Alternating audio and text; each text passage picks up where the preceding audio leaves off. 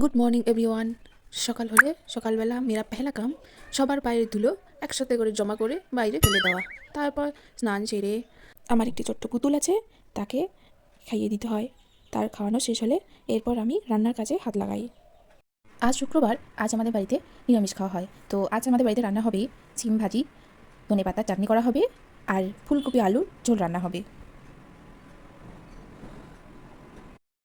আচ্ছা চলো দেখা যাক দুটো ছোট ছোট প্রাণ কি খেলা খেলছে। এখানে একটি কড়াই আছে, এই কড়াইয়ে আমরা শীতকালে খড় দিয়ে আগুন পোহাই। কিন্তু এই ছোট্ট প্রাণটি কী করছে দেখো তোমরা, ও মাটি নিচ্ছে আর কড়াইয়ে দিচ্ছে। ও মাটি দিয়ে আগুন পোহাবে। এখানে আমার আজ গ্যাস শেষ হয়ে গেছে, তাই আমাকে আজ উনুনে রান্না করতে হচ্ছে। আমার এই মিনি ব্লগটি কেমন লেগেছে তোমরা কমেন্ট করে অবশ্যই জানাবে। তাই দেখা হচ্ছে পরের ব্লগে।